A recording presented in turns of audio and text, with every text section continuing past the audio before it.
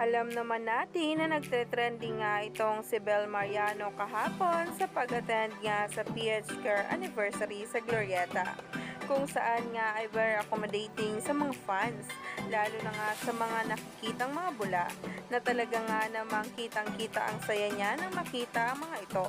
At talaga nga namang nagkaroon ng mini meet and greet na rin dahil nga din sa mga bula na pinuno ang Glorieta Mall. At ito nga mismo ang paayuda ni Mami Bang para sa ating lahat. Ayon pa nga kay Mami Bang, good morning naman sa inyo. Kamusta na? Saya ng event ni Belinda daw kahapon na. Medyo masama daw pakiramdam nung bata. Tapos may event pa pala siya afternoon. Plus, taping nila sa Can't Buy Me Love. Tapos, rehearsal pa nila sa Milan.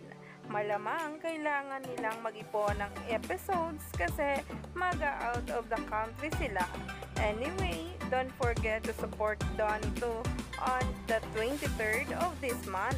Have a great day and night, everyone. Hashtag Don Bell, hashtag Glory to God, hashtag CBML. Yan nga mismo ang sinabing paayuda ni Mami Bang sa lahat ng mga bula, kung saan ito naman ang kanilang reaksyon. You're not feeling well pala kahapon, my loves, at Bel Mariano too. Pero yung dedication mo sa work mo, grabe. Nag-iisa ka, my love. Yung energy mo pang grabe at yung pagmamahal mo sa mga supporters mo.